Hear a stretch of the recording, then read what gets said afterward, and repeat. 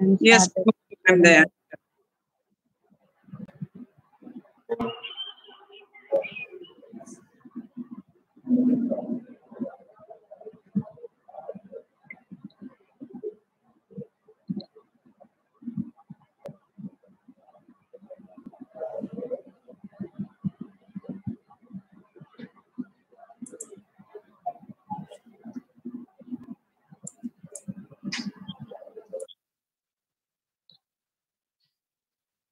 Sir, can we start? Srihari sir? Yeah, we can start. Okay. A warm good morning to one and all. Today we are all present here for the program on Safer Internet Day. Safer Internet Day is organized by the joint INSAFE InHope network with the support of European Commission on the second day of the second week of the second month. On this day, we promote a safe and positive use of digital technology and aim to raise the awareness on online safety issues, especially among children and young people. Safer Internet Day aims to create both a safe and better internet where everyone is empowered to use technology responsibly, respectfully, critically, and creatively. We here at Amrita aims to reach out and help children, young adults, parents, and teachers to encourage themselves to create a smart and safe cyberspace. This year's Safer Internet Day slogan is Together for a Better Internet and encourages everyone to join the movement to make the most of Internet's potential. Now, let's begin the program with the welcome address by Dr. Geetanjali Natarajan, Professor and Head of the Department of Clinical Psychology, Amrita Hospital. Ma'am, inviting you for the same. Thank you, Vidya. A very good morning to one and all who are present here. Principal, Ms. Danya Menon and Srihari, who's organized this, and all the faculty members of Department of Clinical Psychology, other faculties, and all the students. I'm really glad that I'm here to welcome all of you to this webinar. We know that the vast cyber world has numerous possibilities. At the same time, each of us must also be very much aware of how the cyber world, the internet services, social media, how they affect us personally in terms of advantages as well as some of the disadvantages. And if not managed carefully, it can take us for a huge ride. So it's with a lot of happiness that I'm here to welcome you for this awareness program and webinar. Let me first welcome our beloved principal, Dr. Colonel Vishal Marwa. He's been, as we all know, he's been an encouragement and support for clinical psychology department all along. He's like this firm ground on which we can be very sure of ourselves and venture into doing all the programs that we like. And welcome you, sir, for this webinar. And next, let me, with a lot of pride and excitement, I am welcoming Dr. Patathil Danya Menon. She's a cybercrime investigator. She's head of cyber awareness program and head of team Avanso. We were all extremely awestruck by all the achievements that you have, and we're still not finished assimilating all those. And we're really proud and happy to have you here to give us this keynote address. I'm sure everybody would benefit from your vast experience on cyber crimes and how we can be aware and equipped to manage those. Next, let me welcome our own faculty, Srihari. He's assistant professor in our department, and he's also going to be a keynote presenter. He's going to be presenting on cyber clinic towards new beginnings, and he's also behind organizing this program at a very short notice. So welcome you, Srihari, to this program. Let me also welcome all the faculty in the department and other departments who have joined us to make this program rich and rewarding. Let me also welcome all other participants for joining us and being with us in this program. And welcoming one and all once again. Let's move forward with the program. Thank you, ma'am. Next, we have the inaugural address by Dr. Colonel Vishal Marwa, Principal of Amrita School of Medicine. Sir, we are requesting you to address the gathering.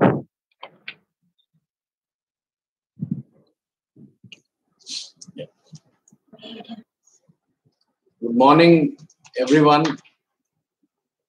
Om Amriteshwaraya Namaha. Humble pranams at the lotus feet of dear Amma. I congratulate Dr. Geetanjali Natarajan and all the team members for organizing this webinar. Safer Internet Day, as was mentioned, organized by the joint INSAFE InHope network with support of the European Commission. It's held every year in February, and basically aims at positive use of digital technology, especially among children and young people. When we look back at the years gone by when we were doing our thesis work, dissertation work during our MD, I still remember it used to be a very tough task, to get. You had to physically get all the articles, get search in various libraries, not necessarily your own, and the Xerox copies. Then you used to write down, and if there were mistakes in there, you had to change the whole page, retype. So it was a very difficult challenge, very challenging. Now we see these are all, internet has made things much more easier. Information is available, but it is like a double-edged sword, as we are seeing how much problems are occurring. Suicide rates are going up, a lot of these internet-related issues. So it's like a knife. You can cut vegetables, you can kill a person also. So I think that's something, we all need to, and I really understand that why they have thought of this safer internet. It's very important because people can get misled also. There are a lot of crimes also occurring, and we have cybercrime expert also. I welcome him on behalf of all of us. And so I don't know, over the years when you look, see, because depression is also increasing. So many psychiatric problems are emerging, psychological problems. 1 in 4, they say, every 4th person is suffering. I don't know. It's got its own, pros and cons. Whether we are moving forward or not, very difficult to say, because I think contentment is reducing actually. If you see, contentment is reducing. Sometimes too many options also can, create too much confusion. Ignorance is bliss, they say, So it's a very, I don't know, it's a very something, very difficult to say. Because I think it's very important for people to understand how much internet to use. Because people are not sleeping; they're sleeping very late, 3 in the morning. Good without proper sleep, very difficult to function the next day. So it's a lot of challenges there actually. It's a very complex topic actually, internet actually. As I understand, it's got both plus and minus. So safer internet, and also we need to be judicious with the use of the digital platform actually. What to know? We were doing a study, we were doing a lot of undergraduate projects. I was very much sad to hear, sad to see that the amount of depression when it was online classes were going on was very high actually. Something like, as per one of the studies coming, more than 50%. Very high anxiety, and so those are definitely they are cause for concern. The Home Secretary of Kerala told me that the suicides have increased 3 times. Today also I was reading in the paper. It's a very complex thing, one really don't know. Social media and all, whether people are able to, understand the gravity of, how to use it in the right way. So, and younger age obviously is, I think, very important. That is why the sensitization is very important. And, you know,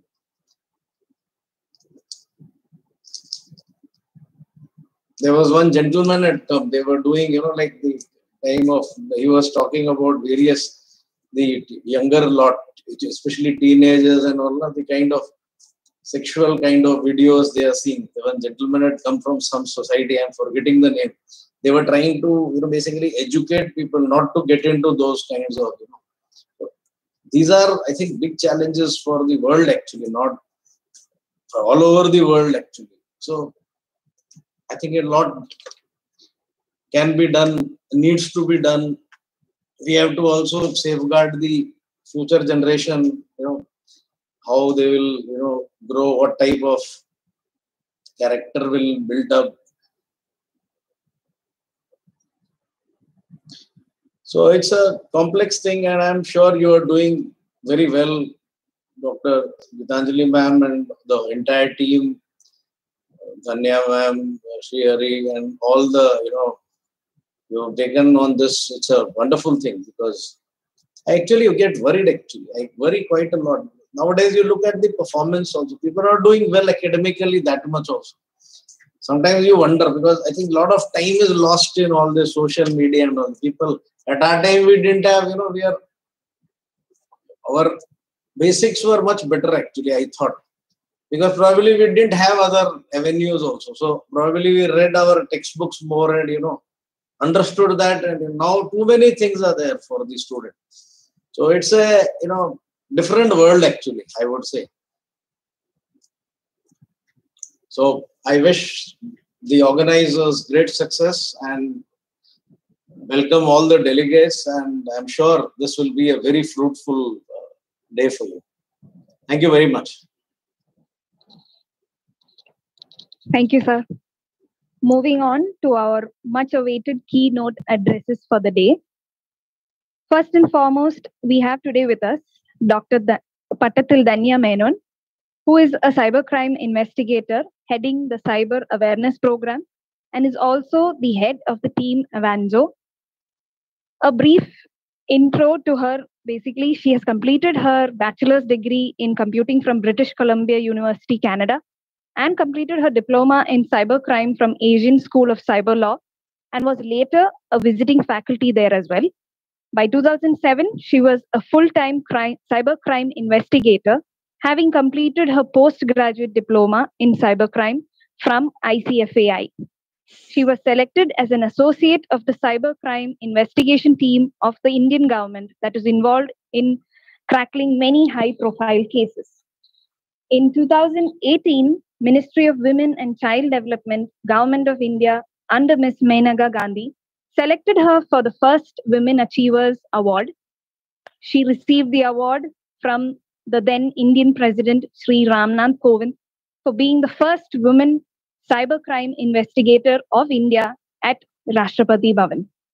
And soon after, she became the managing director of her own cybercrime investigation center, that is the Avanzo Cyber Security Solutions, located at Thrissur, which has been handling innumerable high-profile cases. Without further delay, Dr. Dhanya, we welcome you to deliver the keynote address. Thank you very much, and much honored to be here among you all. Well, my topic definitely is cybercrime investigation, where over the last 17 years, about 80% and more of the time I've spent dealing with issues related to children. And that is how the entire idea of having something called a cyber awareness program run through in the schools came up to, because till 2010, I was on my own. I didn't have an organizational backup. I mean, I was consultant to various organizations, or I was retainer at various organizations. I was also a faculty at Asian School of Cyber Laws and all. But then the issues that came to me more so, which were painful, were always related to children. And one thing that I always felt is that whenever a child gets into a problem in the cyberspace, it is per se not the fault of the child, because the gadget or the internet space offered to the child is not the child's choice. We give the child. We as the adults of the society, we give it to them. And they grow up on that. They get an exposure to this particular technology or the space through us only. So it's basically the adult's responsibility of how much time has to be given, can be given. But there's no responsibility which any adult takes after that. Like even as a mother, when I want to say I blame my child, that he or she is spending too much time on the mobile phone, but then I don't take it on me that why did I allow it in the first place when I wouldn't have allowed the child the choice of which school he wanted to go, what dress he wanted to wear when he was a child. But then, so the choice of what is the time or what is it exposure he gets on the cyberspace was my choice before it was the child's choice. So that kind of a responsibility didn't come up from the adults of the society is what I felt whenever I got into an issue where the child was involved in.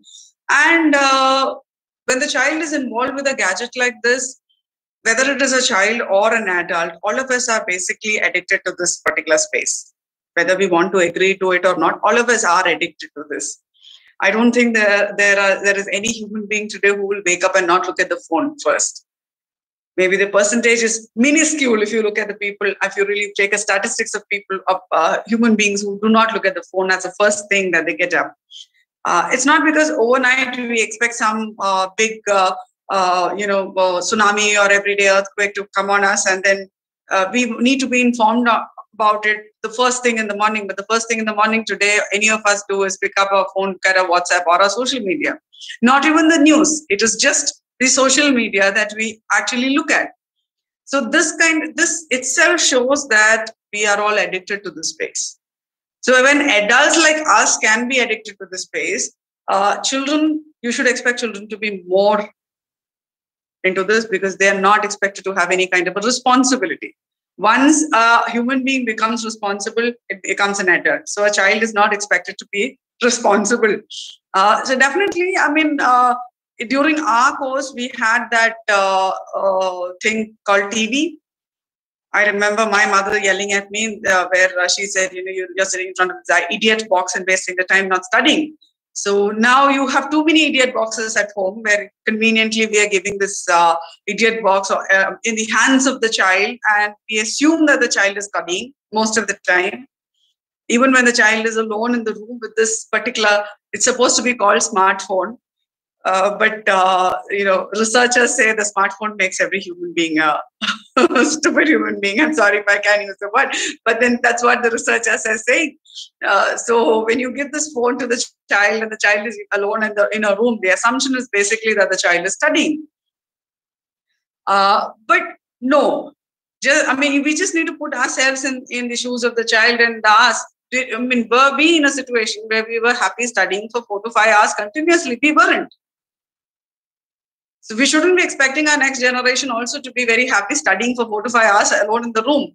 So obviously, after 10 to 15 minutes of studies, if ever they get to do it, if they really do it at least for 10 to 15 minutes, after that, they're doing something else, we say enjoy on the phone.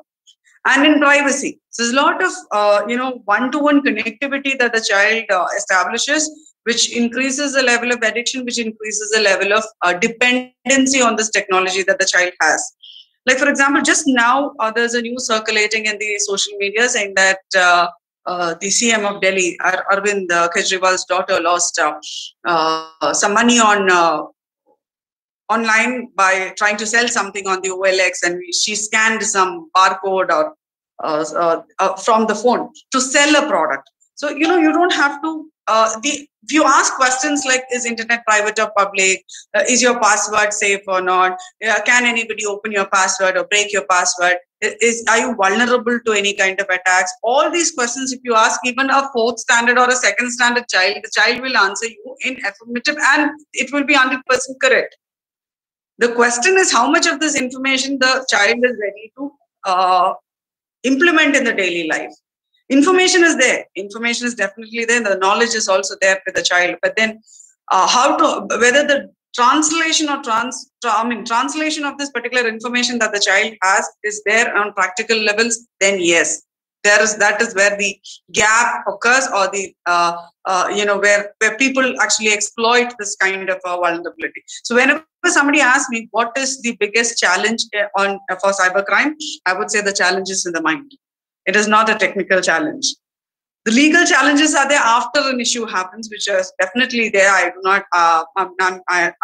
I completely agree with the thing that we have a legal system which is a little slow compared to the other so many other nations, but we are better off than so many other nations too. So it's not like we're lagging behind and we're one of that least forward countries on the legal side at all. No, of course we are behind certain countries, but we are ahead of certain countries also. But in spite of that, that's something which we go to after an incident has happened. And last 17 years, honestly, I haven't seen any reinstation of a life after an incident has happened. My first case that I looked into in the year 2004, the victim there still is a victim emotionally. The damage is there for life. So it's just that, probably some people try to get over it or put it behind and try to go quicker than somebody else. But this progression is always it's a roadblock that everybody faces in their life, one way or the other, which definitely has a psychological impact. Even the first case that I've looked into in 2004, I have not seen a real closure to that case.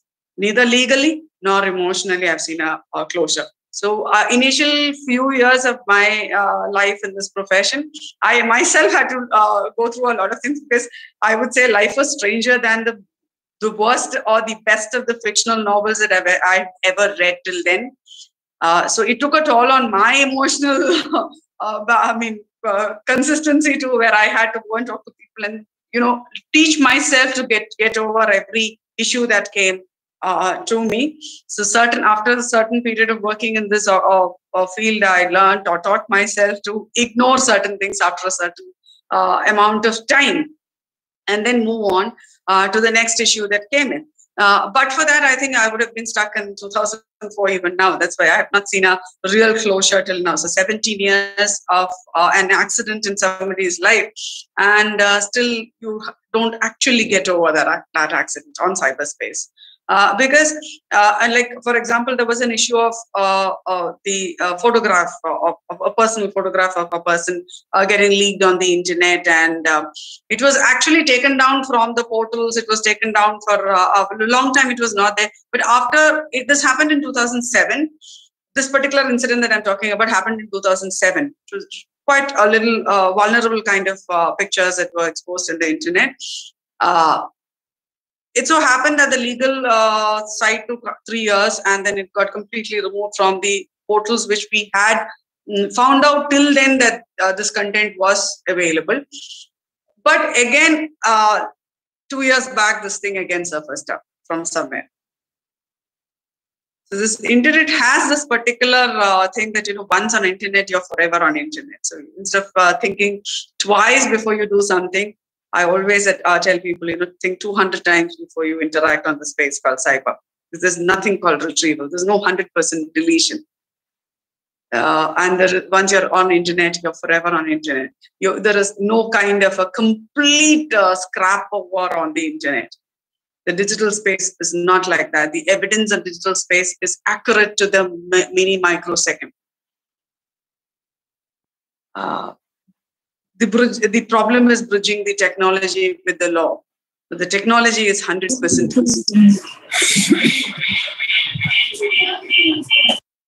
As far as a child is concerned, yes, I mean there are a lot of issues that we have gone through our NGO also, wherein a child as small as LKG student comes up and explores sexual activity with his or her peers in the classroom or probably in the school bus. And when they're caught either in the CCTV cameras of the school or the bus, or the ayah finds it out, there's a big hue and cry, and the children are brought out as if they are born culprits. No.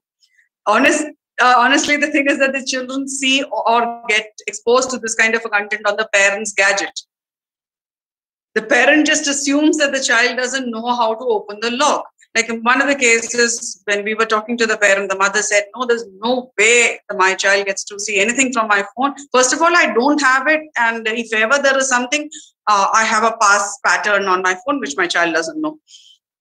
So I said, definitely, if there is something on your phone, I can dig it out. See, that is what my job is all about. Digging graves is my job. So I'll do it. If you really insist that the child has got this information from somewhere else and not your phone, then we will have to look at your phone. Then she said, no, she has the content, but then she has it past pattern logged. So I just called the child and said, okay, how do you know to open your mother's phone? The child said, it's very easy. Mother uses the phone, leaves the phone there. Just pick up the phone and hold it like this across the light. You can see the finger movement.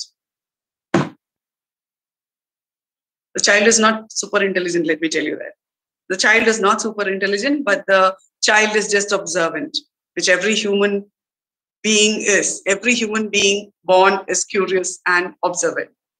Especially visual, audio, visual.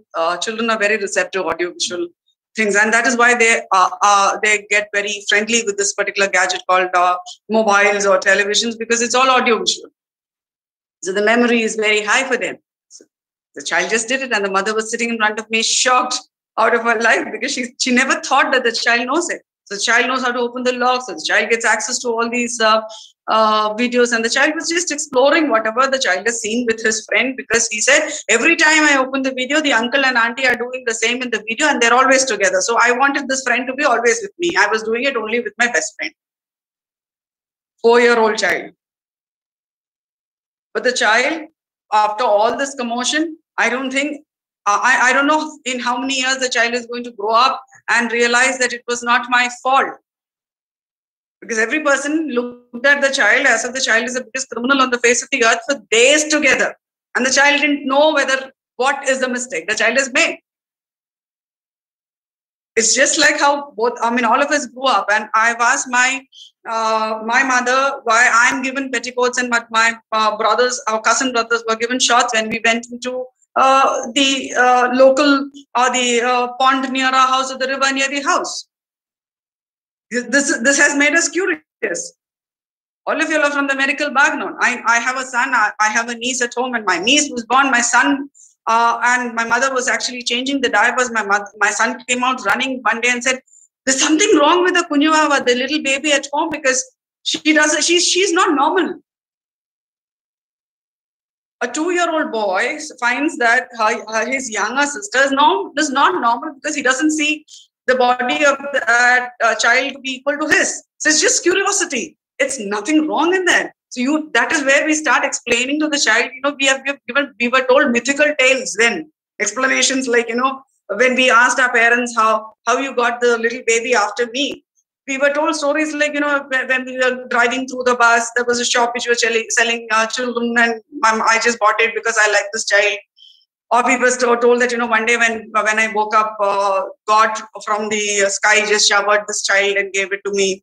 Till you understand and realize that, you grow up and realize that, this is something which is biologically normal. There is an age for every information. There's no wrong information, but there's a right time for any information to come to you.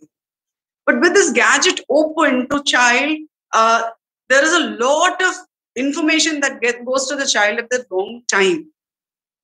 When the child is not matured enough to accept and assimilate that information. That is where the entire issue comes up. That is where I feel that either the child overgrows before the age, or the child becomes, I don't know if I can use the word perverted mindset or anything like that. But then I have seen a lot of differential behavior with the children when they grow up, because I handled a lot of issues with the children. I'm not a psychological expert. It's just what I have observed while going through a lot of issues. And the cases that we have worked on children, they're umpteen in number. They're too many in number, actually.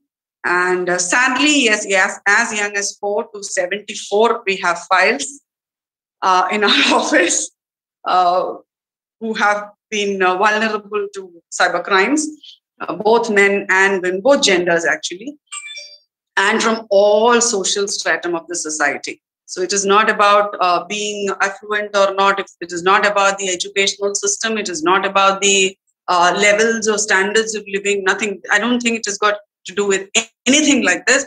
We have, my NGO has files from age 4 to 74, from the most affluent of the society to the least of the society, where we have investigated cases where the children belong to homes which didn't even have a permanent electricity. Just a kind of shed, but the child was exposed to at least 2 or 3 gadgets. If not bought by the parents, the child sourced it out from the peer groups available around him or her. And there's no gender bias, because we have seen girls and boys get into the side of the crime and the being victims of the crime too. We have had cases where young girls picture themselves. They take their own nude pictures and circulate it among the boys. And I've seen girls who take their own pictures and videos and share it out to the source. In the name of the boy that the girl is interested in. The question is, if you don't agree to love me back, then I will circulate the picture saying that you have clicked my pictures. It's something like a blackmail that has happened. So I've seen a lot of interesting. I know how they come up with certain ideas like this. We have had cases where girls have pictured themselves and circulated this picture saying that it's okay because it's my body. What's so great about it? I mean, if I have a good body, I can show it off. Who sees this? It's their problem. If they don't like it, they can see it. Otherwise, no. And the child is only probably in standard 7 or 8. Trading on this also seems to be quite a natural feature for some children. Now, why and how they get into that kind of a thing, why do they start thinking on those lines, whether that process is right or wrong, I do not know. Probably all I can comment is that process is not something which is acceptable to the norms of the society today. And maybe that is why we can call it as a wrong activity. I'm not talking about the moral immorality of anybody, but then this definitely, we have come across issues like this, wherein boys have also been lured to take their own videos and pictures and send it across to by various other people, but they have been blackmailed. So a lot of boys who have gone missing because they couldn't face it when it came to the point where they couldn't give the money the blackmailers demanded, or they couldn't do what the blackmailers demanded. So the boys were blackmailed, saying that this particular video or the photograph will be given to their social media friends or relatives, and then they couldn't take it and they've gone missing. So these have been a lot of issues that me personally and my NGO has been looking into over the past NGO formally for the past 11 years now. This June will hit the 11th year. And before that, I was actually dealing with about 8 issues a month. And now I think we cross about 200 to 300 issues a month. So this is about it. And I think I'll take some questions. Thank you, ma'am. That was truly thought-provoking. I'm sure there'll be a lot of queries and concerns. The floor is open for discussion. You may unmute yourself and ask, or you can drop in the chat box.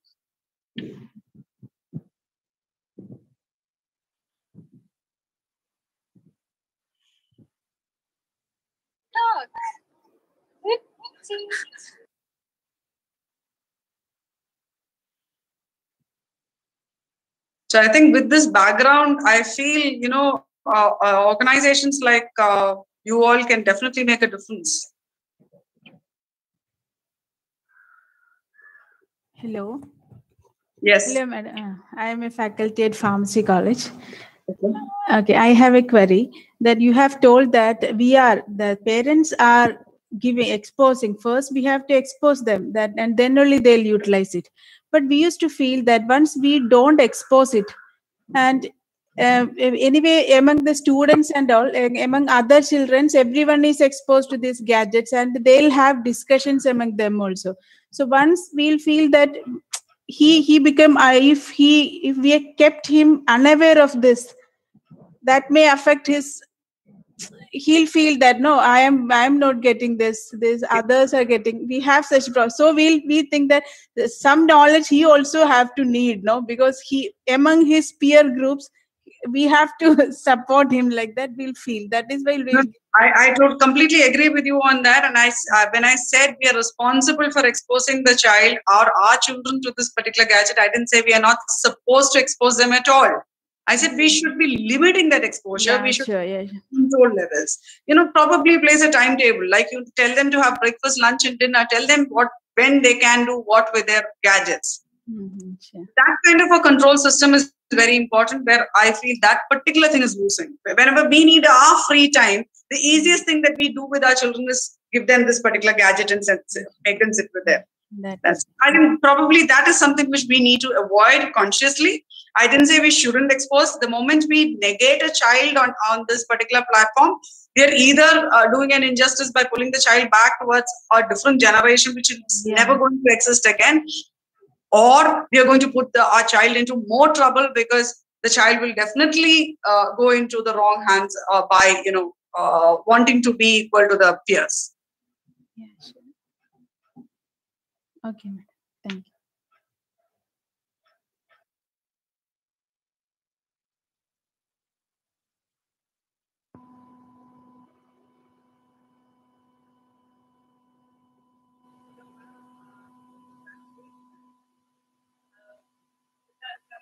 In the year 2009 is when the world first spoke about internet de-addiction. 2009, China saw the first internet de-addiction center. 2014, US had lots of de-addiction centers open. So in 2009 and 14 and all, when I was talking about this internet de-addiction center, people looked at me as if I was talking about something insane. But 2018 onwards, we have also started seeing this. But I'm really hopeful and looking forward to people or organizations in this particular area to make the difference. One more thing, madam. In India, compared to other Western countries and all, the sex education or the concept of sex education is different. How it is whether it is a bad effect or good effect on this internet things? I'm not expert to talk on this particular topic, but I think given the circumstances, we can afford to have a little more better education levels is what is my personal opinion, but I'm not an expert in this field, ma'am. Okay. Like for the last 17 years, I haven't had much of an opportunity to think about any other area of studies except cyber crimes and cyber law. It's like, tying the horse with the two blinds, not look at anywhere else in this. And whatever recess and whatever little time that I could take out for myself, I have devoted to my passion, dancing. So these are the only two topics I know to talk about. Thank you. Okay. Hello. Yes. Dr. Danya, can you hear me? Yes, ma'am. Yes. Yeah. So last year we would have seen that though parents who are hesitant to give the smartphones to children, we've seen that the online classes have forced parents to actually purchase and give an independent phone to the child.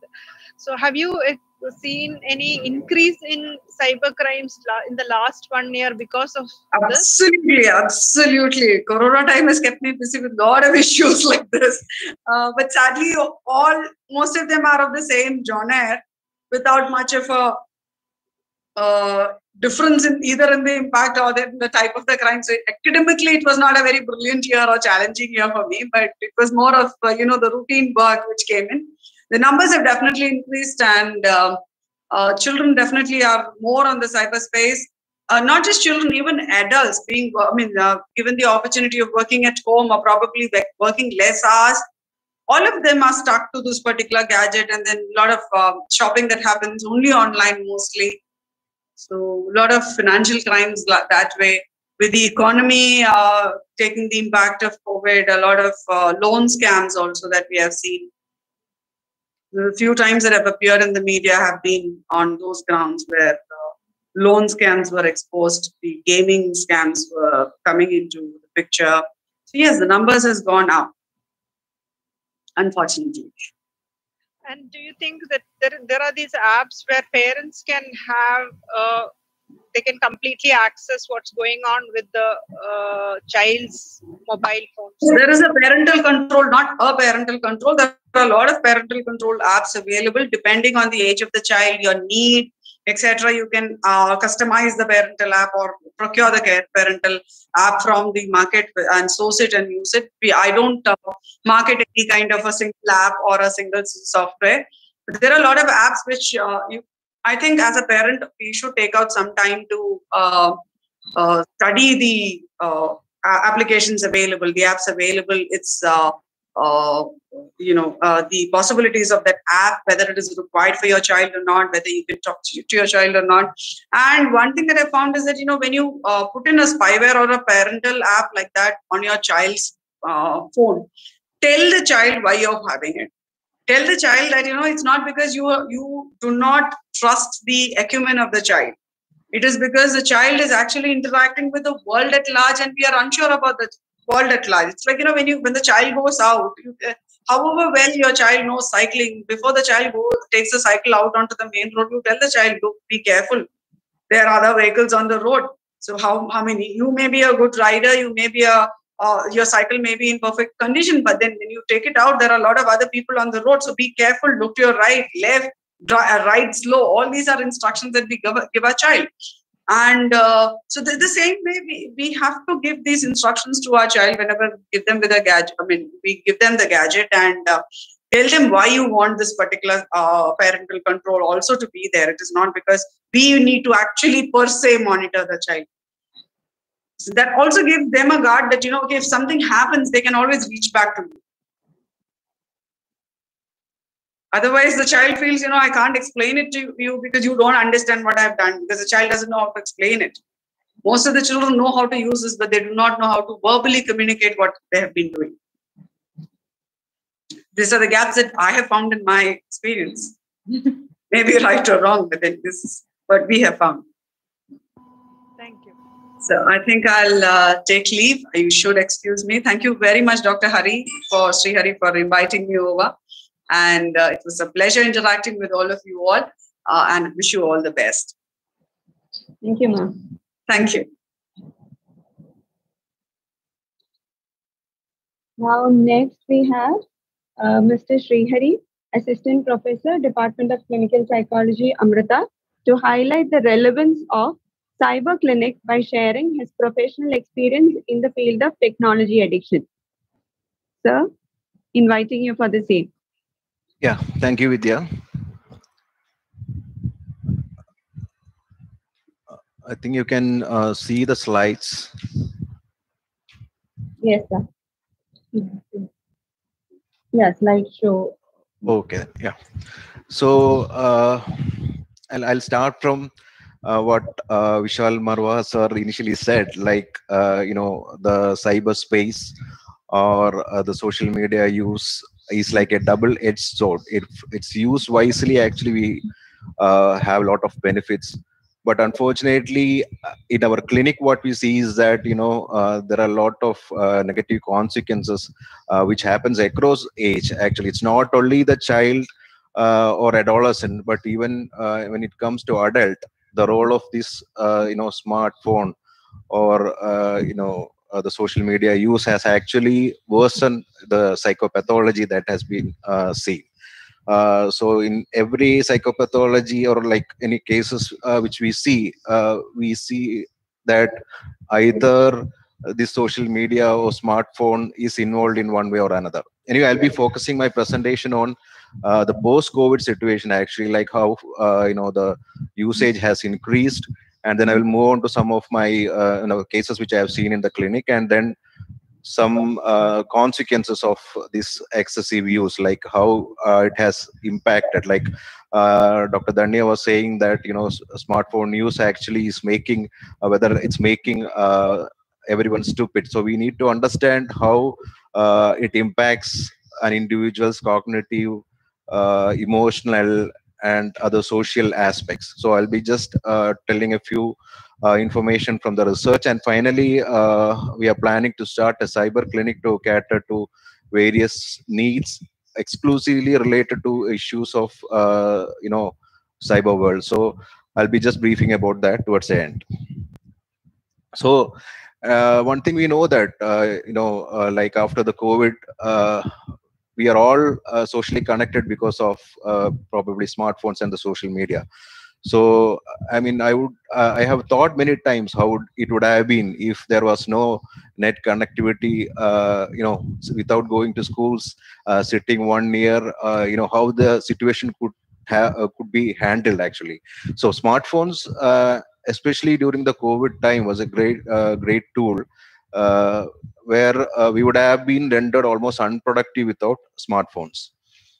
So this is actually a study conducted by CMR in Indian metro cities actually after the COVID, and regarding how the use has increased over the COVID time.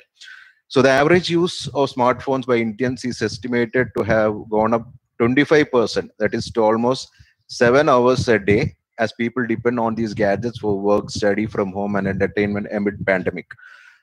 And the study says that the average time spent on smartphones in a day has been on the rise, with average usage growing 11% to 5.5 hours in March 2020. That is initially during the initial phase of COVID, where prior to that it was about approximately 4.9 hours on an average in 2019.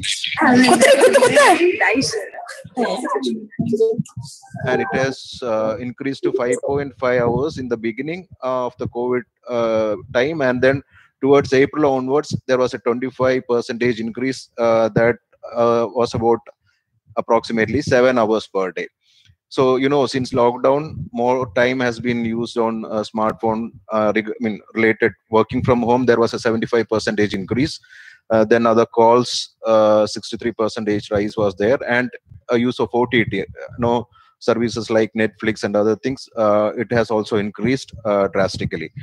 And so there is actually a 59% growth in the time spent on smartphones, and around 55% increase in time spent on social media.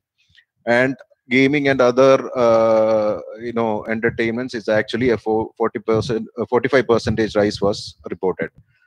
So we know that excessive usage of smartphones, when not used in moderation, can lead to adverse effects. And actually, I would say that COVID has certainly accelerated some of the trends that otherwise would have not grown so much. Like earlier there was a discussion about we have to give the phones actually to the children because there was no other option, and then probably that would have increased so much of addiction to porn sites or gaming and other things, which would not have increased so much drastically if this situation was not there. And overall, smartphones are a great tool, but what actually is happening is it is leading to a lot of other psychopathology and addiction.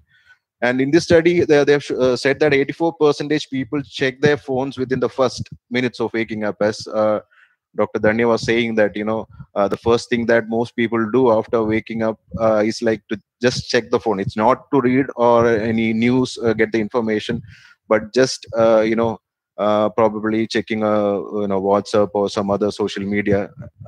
So the first 15 minutes, 84% of people check their phones, and 46% respondents said that they pick up the phone at least 5 times in an hour. This is actually an earlier study, not during the COVID time. And during the COVID, actually, and we usually prior to this COVID, we were saying that it was really difficult for the members of the family to get a quality time, because that both partners working, parents working, and children used to go to school, then they have tuition. So finding a time for them to be together was difficult. But COVID actually made a significant change in that aspect. But what actually happened related to this study, what they have said is that the people are spending more time with their family, with a 26% increase from increase being seen in time spent. Okay, so there was more time spent, but most respondents agreed that their smartphone usage has had an impact on quality of time spent with the loved ones. And about 75% said they get moody and irritable when they stop using their mobile phones. And 73% said they feel compelled to constantly check their smartphones. and 70% agreed that if their usage continues at the current rate or grows, it is likely to impact their physical or mental health. Another 70%, I mean, they said, like, the mobile phone usage is adversely impacting their relationship with people, especially the near and dear ones. So maybe physically, the physical space they are together, but actually they are involved independently. They are relating with their smartphones or engaging in their own social media interactions and other things, which again had an impact on the quality of relationships. However, there is a clear gap between realizing one should switch off their phones or, regarding the use, and actually turning the device off. So mostly, what happened, like in our clinics, where in clinic, actually, mostly the children are brought by parents when they see that, the academic performance is deteriorating, or they are not concentrating on studies, and they are excessively using the phone. But what happens is, like, they are not actually motivated, and they themselves don't feel that they are using the time excessively. So when they come, normally I have seen most of them say that, I don't use much of the time on, I don't spend much time on phone, hardly I play or do some interaction or chat or something, maybe hardly 1 hour or 1.5 hours. So but after we install the app, like, some digital well-being or screening monitoring app, what is actually seen is that, it amounts to around approximately 7 hours or 8 hours per day. And then that is the time actually when they realize that, they are involving that much time in the smartphone or social media use. And so for one thing is realization, and then actually implementing. See, you need to be aware that, I'm spending excess time on this, as well as to cut down on that. But unfortunately, because as ma'am said, like, Dr. Dhanya was saying, like, we are all addicted to the social smartphones or social media, and it's hard actually to implement something to cut down the use of social media. So now I'll just move on to some of the cases which I have seen in the clinic, which is related to the mobile use. So the first is actually a +2 student. He was very good in academics. Actually, he's a topper in the class, and there was one teacher who was very supportive and constantly motivating him. So what happened after the COVID was that this teacher got too much involved with this guy, and then they were chatting and they're sending messages, and it reached to an extent where they were spending too much of time on a mobile and a smartphone. And then what happened is, like, the parents were concerned about this, and they said, like, to restrict this. And then whenever the parents tried to restrict this boy got actually rebellious, and then they had a conflict. And each and every moment what happens in the family, he will immediately call the teacher and talk or send message. And even there were times when their chat used to extend to late nights. And even once the parents happened to see that the teacher has sent some photos to his and from the gallery, they saw that the teacher also has sent some photos. So then that became a big issue, and then they took the phone from him. So immediately what he did was that he got irritable, and then he went out of his house, and then he was not seen for 1 or 2 hours. And actually later the family informed the police, and then he was brought back home by the police. So I'm not going to other details. I'm just describing or telling this case just to know how far the impact of phone is in our lives. And this is actually another case. He's a 9th standard student, and what he did was, like, in the daytime he was mostly seen sleeping, and he was not entering the classes, actually the online classes. So he was not interested in the online classes. And when the parents insisted, he will just try to ignore them. But he was not very rebellious, like, shouting at the parents, but most of the time he was seen more lethargic and all that. But night time, 3 or 4 times the parents happened to he was locked inside his room, and then the parents heard that he was shouting something. And then parents got panic, actually, like, what is happening inside the room. When they knocked the room, he will never open that. And then when he was asked, like, what is happening inside, he will not respond, like, he will keep silent. So actually the parents brought them. And then finally, what was actually happening was that he was involved in this game, that PUBG game, where he was giving commands to. It's a group game. I hope that most of you will be knowing the game better than me. He was shouting and giving some commands. And when he came, I still remember he was sitting inside the room as if, very lethargic and very, not interested at all. And the moment I asked him about the game, he was so energetic, and his face was very happy, and then he was responding, and he was asking me, do you want me to show it how to play and all that. So it shows how deep impact this game has on an individual. And this is another girl. She was a degree second year student, and what happened with her was that, like, she had a boyfriend, and she used to chat late nights and throughout the day, and the parents got irritated because they were not aware about the affair as such, but because of the excessive use, they caught hold of this phone, and then they didn't give it to her. So after some few weeks again, they saw that this girl was again having another phone. So this was happening repeatedly. They will take phone and keep it, and then she will have another phone. So later they came to know that she got the phone from the boyfriend actually, and then they created an issue. They found out the person, then had some conflict with that family, and then everything was stopped. But later what she did was, like, she don't know whether from where she got some phone, and then to get the SIM, what she did was that she took the ID card of her grandfather, who died actually 2 years back, and then in his name she took the SIM card, and which was again caught hold later. And this is another a private firm employee who was a very brilliant at work. His usual routine prior to COVID was like, he'll spend all the time with the work. Evening he will go and have some badminton, other play activities, with the friends, and come home actually.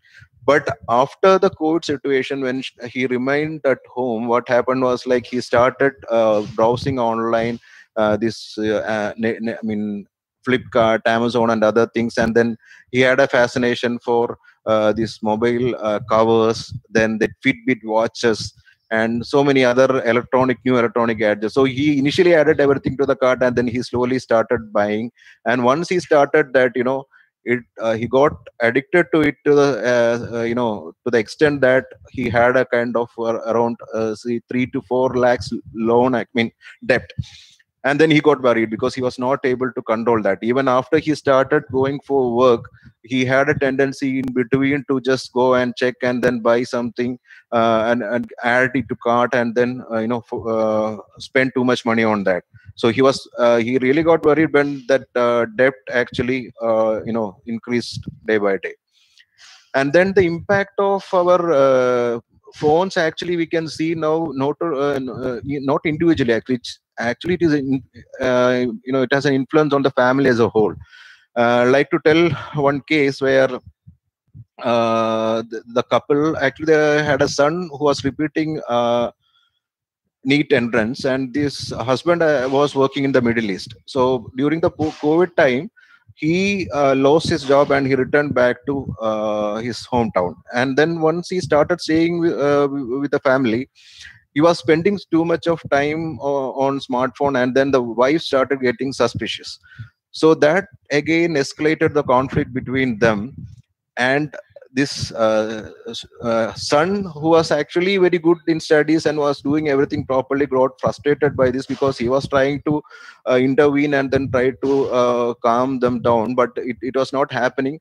Then he lost his interest in studies, and then as a kind of an escape mechanism, he started watching YouTube videos and other things. And then almost all the time he was involved in that.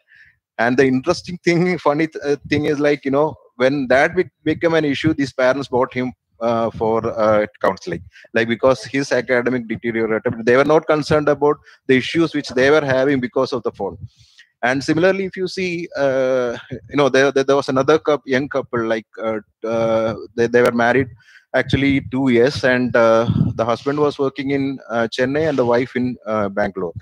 And what actually happened was that there were a lot of fights happening between the family members, their friends. So all the communication was through smart phone, so messaging. So now we don't want any physical presence to fight. So through the phone, all the chats, shouting, and everything was happening. And this girl, what she did was that when they came for the counseling, to justify whatever she said, she took a copy of all the chats that happened over the 1 year. It looked like an encyclopedia. She spiral bound the book and then highlighted what was the chats, and then just to justify that whatever I'm saying is right. So it has gone to that extent. And even paranoids, like the suspiciousness. There is definitely a fact that because of the phones and all that, the extramarital relations and other things have been on an increase actually. But also on the other side, the paranoid kind of thinking is being increased because of this for excessive phone use. And even paranoids, their own thinking and is being strengthened or facilitated by the use of various apps. Though there was one paranoid husband who was in actually the Middle East, and because he had fights with the wife returned back to hometown. But what he did was that he installed the app, some app in that phone, and then he was actually monitoring her, whatever she was doing here. He was able to access it. So just to say, when she is here, he will repeatedly call her and ask her where she is, because she fears, if she tells the truth, he will have a fight with him. Fight with her, she will not tell the truth, but he knows that where she is. So that used to strengthen his paranoid ideas, saying that she always tell the false or lies. So what we can see is that the phone use actually, there are other pathology which is associated, but the use of the smartphone and social media, because like it's not the smartphone, even the Facebook and other thing, because other people can access what all messages has been sent. The partners will check, or the friends, they check each other, and then they have their own interpretation of the message and everything. Then that leads to a lot of confusion and interpersonal issues and all that. And definitely the psychopathology, that an individual has a role in this, but I would say that in one way, this social media and phone use is actually exacerbating all the issues. So now, like Dr. Danya was saying in the presentation, whether this smartphone is making everyone more stupid or making us dumber. So what impact actually it has on an individual as a whole, like how it affects one cognition, the thinking, their memory, or their emotions. So I'll just brief you about some of the, because it's a very vast topic, and we have only less time actually, so not able to go into details, but I'll just touch on some of the aspects in what way the smartphone is affecting our cognitions, emotions, and our social skills as such. So the studies have shown that modern connectedness is rewiring our brains to constantly crave our instant gratification. You know that when you are using a phone, there is our neuroimaging studies show that our reward systems are actually activated, because we instantly get a kind of a gratification. You play a game, you get points, there is a gratification. You buy something, immediately you get it, there is some immediate gratification of need happening. You have some sexual desire, then you just watch, and there is instant gratification which is happening. So technology related habits may be affecting the development of individuals' cognitive, social competence, and emotional reading. So coming to attention, I'll just, because the cognitive aspect is actually a vast topic, so I'll just focus on a few important aspects. So one is attention. So studies have shown that, to do, like say, for example, if you are studying, you need a focused attention. That focused attention is something like, you need to concentrate on a particular information or activity, ignoring other external distractions. So what happens with the smartphone is that, you know, some kind of interruptions which happening when you have the smartphones actually affects the attention. Okay, so there can be endogenous or exogenous interruptions. So endogenous means, you know, something which happens within us. Like suppose if I am studying and immediately I get a thought related to some activity in the smartphone, because studying is definitely something which is of not much interest. So I think of something which is reinforcing, then immediately I go and start something, checking mail or something, or maybe playing something for a few minutes. Then we start involving in a chain of activities in that, which affects, distracts our attention on that particular task. So exogenous is something which is actually from the external, like, you know, you get a notification from the cell phone, then immediately you are forced to look at the smartphone. So exposure to smartphone notifications significantly decrease performance on attention based tasks, even when one did not take the time to view the notification. Like if you are, even if you are not checking, you can have a chain of thoughts which actually distracts. So simply hearing the sound or feeling the vibration that signified the alert was enough to distract and decrease their ability to focus. So notification prompted task irrelevant thoughts which manifested themselves in poorer performance on the primary task. Now coming to memory, we know that we are in fact, like attention, there are a lot of other aspects, but because of time I'm not going into detail. Like in memory also, like, you know, that in earlier times we used to store many specific information, like say for example the phone numbers, which generally now we used to save everyone's number by name, and even there are occasions where even I don't remember my own number. Okay, so it's like we are, the encoding part is not actually happening as it is used to be earlier. So the rapidly changing technology is negatively affecting how we remember our own lives, the places we have been, and those with whom we have interacted. So there is something called Google effect. It's also termed as digital amnesia. That is, the expectation of having later access to information can make us less inclined to encode and store the information in long-term memory. So because we know that we can retrieve or get information easily from Google, we are not actually storing the information or encoding the information for a long-term memory use.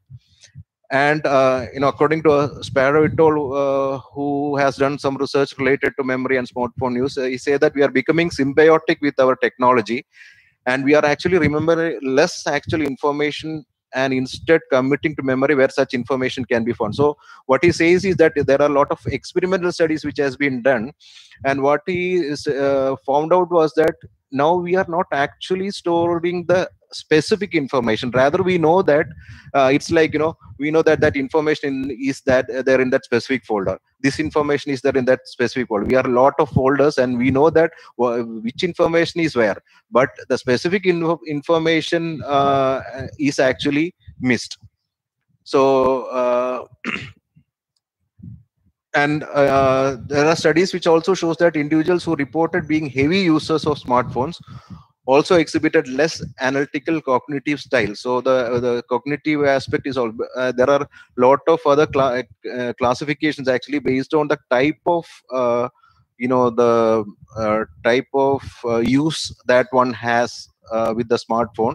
The cognitive styles actually differs, and overall study shows that by study by Barrel et al. Shows that the analytical cognitive styles are actually less in heavy users.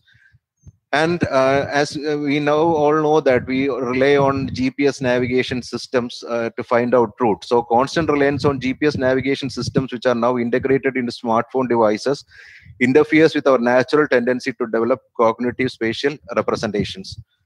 So overall, the available evidence suggests that when we turn to these devices, we generally learn and remember, or less from our experience. So there are a lot of studies related to taking photographs, because all the smartphones now have digital cameras, and then we regularly take photos. So they have also conducted studies where, they say that the visual memory is also being affected, because like we are not storing too much of representation ourselves, but we are having camera and we are taking keeping everything in that folder actually. So the our capacity to remember very specifics is actually reducing.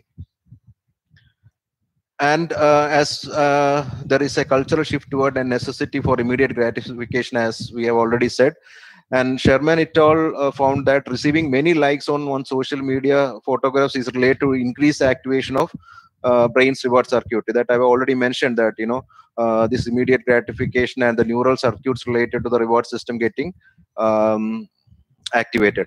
And then in child, as we know, the major problem with them is like child and adolescent. The period during studies is that smartphone is basically affecting the performance, academic performance, and there are a lot of variables actually which has been studied. So the cognitive variables like attention, memory, and other things also contribute to reduction, or when you use excessively excess smartphone, it affects your academic performance. Through these other variables are also affected. So studies support the conclusion that poor academic performance can be predicted by higher levels of smartphone use, which involves instant messaging, social networking, media multitasking, or any general electronic media usage. And one of the important, very major issue, important aspect is that we know sleep is something which is mostly affected, because you tend to use this phone throughout the night, and then during the daytime you become more lethargic and disinterested in other activities. So considerable evidence implicates smartphone technology as a source of sleep disturbance, and there is a compound effect on cognitive functioning and work engagement the following day. So these are all variables are interrelated, because there are a lot of statistical studies, regression and other structure equation modeling studies, like they have developed various models in how these variables are interrelated and all that. So there is something called a phantom vibration syndrome, which describes commonly experienced phenomenon in which people perceive a vibration in their pocket when no such vibration occurred, and even when their phone is not in their pocket. So I think most of us might have had an experience of hearing the phone ring when the phone is not at all ringing. So similarly, phantom vibration syndrome is something where you have feeling that the phone is vibrating even if you not having a phone with you. So similarly, there are a lot of other new terms which has emerged, which is related to excessive internet or smartphone or social media use. And then another important area which is affected is our social skills. We know that earlier we used to have games together, sharing with each other, taking roles and all those kind of games. But now it's mostly through the smartphone we get connected, and the children who understand emotional cues in social settings can develop superior social skills. So studies have already shown that when you are in a social setting where physically present, you have the emotional cues which will help you to develop your social skills better. So affective cues are much stronger when it comes to communicating in person versus digitally. So affective cues are more better when it is communicating in person. So digital communication can curtail the face-to-face experiences necessary for them to develop and master important social skills. So normally social skill deficits are there. It can also be the other way around, where we see that many people, many of the clients who have social anxiety, they tend to take a safer zone in using the smartphone. And then the major area which is affected is emotional skills. Like there are studies which shows that increased narcissism, because taking selfies, their looks and everything. So more self-love, narcissism is increasing, and there is a lack of empathy. We are trying to understand the other person from his shoes. So those with excessive use naturally leads to lack of empathy, then definitely increased aggression, and then lack of emotional regulation are areas which again needs to be researched a lot. So now, considering all these aspects, because I mean, I would say that I have touched upon only very few aspects related to the mass effects of these social media and phone use. But considering that, you know, we are experiencing a lot of negative consequences, and even after the COVID situation, it has increased. We have been actually planning for this cyber clinic, which actually caters exclusively to issues related to you know, the use of excessive use of technology. But post COVID, as issues are increasing, then we have decided that we'll be immediately starting our cyber clinic in the Department of Psychology. And actually we are planning to have at least 2 you know, days for cyber clinic. And I'll just brief you about the workflow, how we are planning. In fact, this cyber clinic, I think actually the mission would be like to the clinic would also be spreading awareness to other community regarding you know, the safer and healthier practices and the negative consequence, and what are the measures to be done. So that is one agenda that we have, and then probably research related to these issues can be taken up. And another thing is, like, we have a lot of awareness program, like, you know, awareness program definitely will enhance one's knowledge and attitude towards the smartphone and social media use.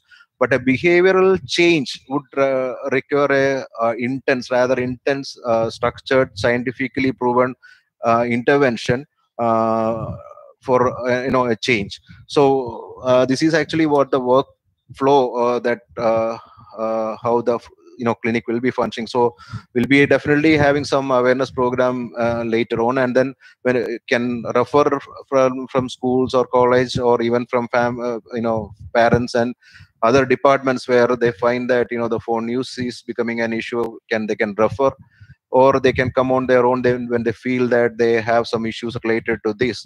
So when they come to cyber clinic, the initial screening will be done regarding the pattern of use, and whether any other comorbid conditions, like, you know, anxiety, depression, or any other area which needs to be addressed. And if that is needed, then referral will be given to the required other specialities, or, you know, individual psychotherapy as warranted. And then those with significant issues related to this smartphone or social media use will be initially put to the awareness and psycho education part, and then to a structured psychologically proven intervention.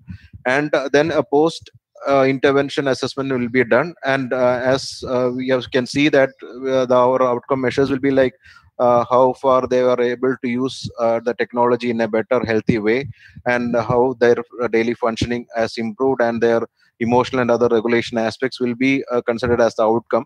And if the improvement is there, there will be you know, the sessions will be terminated. And if it's not happened, and then the issues are persisting, then will be again put back to that intervention with necessary changes as required. So I think I'll come to the end of this presentation, and so if you have any queries, you can. That was a very informative session, sir. Thank you, sir. I'm sure there'll be concerns and queries, especially they would have been able to relate from the cases. They would have seen similar problems among themselves or known people. So the floor is open for queries. Kindly unmute yourself and you may ask.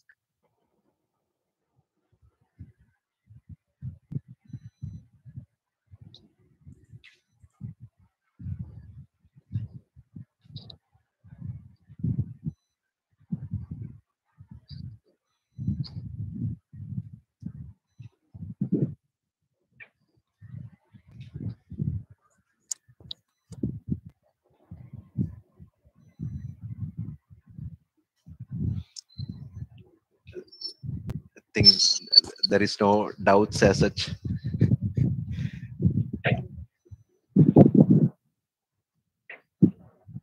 Maybe because we have, yeah, we are getting some questions in. Sir, digital nomination. Digital amnesia or Google effect is something which is like, because we have we can retrieve the information later. We don't actually encode the information, the specific information. So that is what is actually called Google effect, or information overloading is definitely there. I don't think because of these gadgets we get overloaded with lot of information which we find it hardly, very difficult to store ourselves. Probably that can also have impact on memory, like, the overloading of information interfering with proper encoding, or retrieving the information which is required.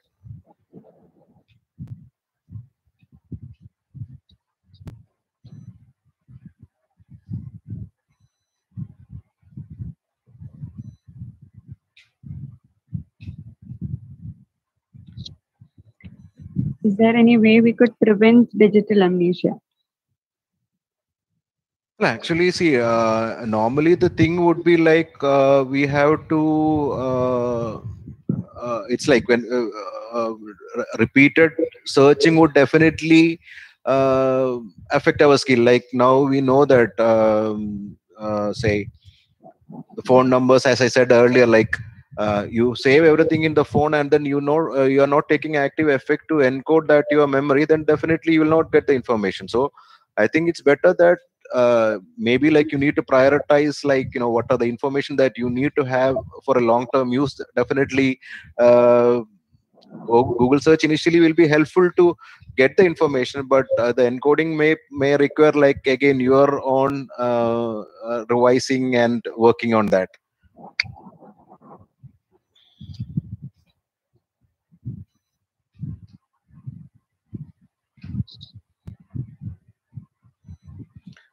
I don't know whether I have answered that.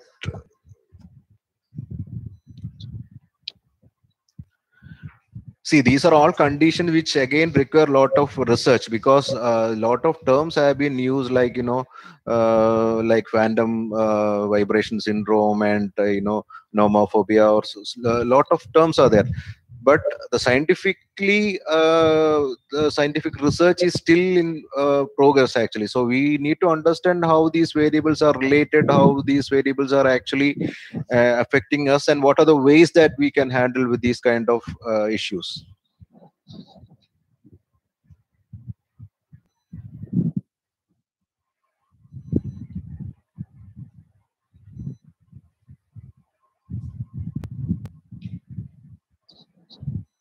Any more queries?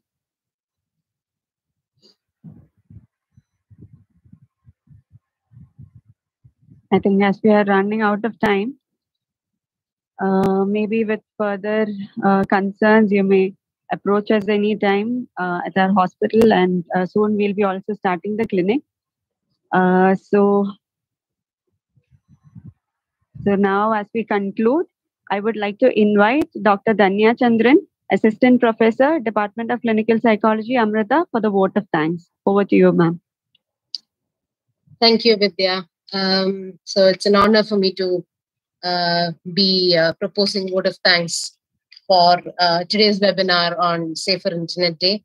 On the outset, I would like to extend my thanks to our beloved principal, Dr. Colonel Vishal Marwaha, for guiding us and presiding through the function as we, kind of extend our arms within the safe avenue of Amrita. I extend my heartfelt gratitude to our chief guest, Dr. Patatil Danya Menon, for sharing her valuable inputs towards building a healthier cyberspace. And the information that was shared is something which is much beyond, the expanse is much greater than what we even see.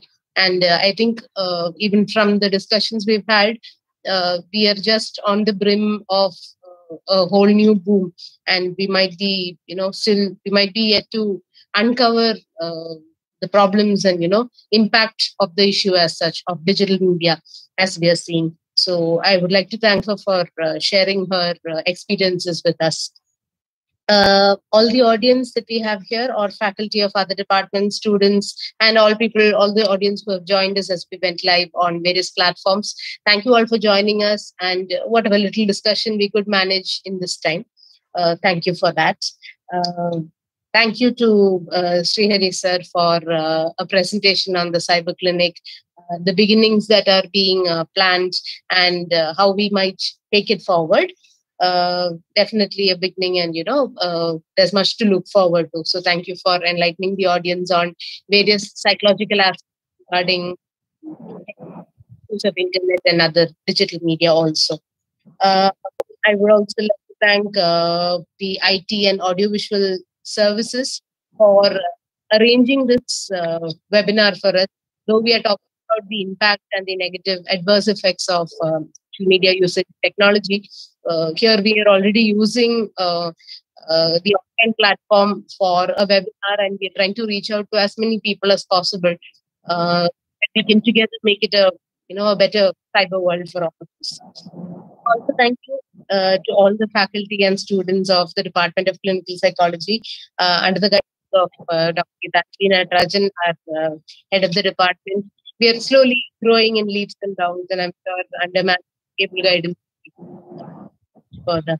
So, thank you to one and all for being here. Thank you for joining. I hope we all have something to take back from the short time spent together. Thank you. Thank you. Thank you all. We hope our session was beneficial to everyone. Thank you and have a great day.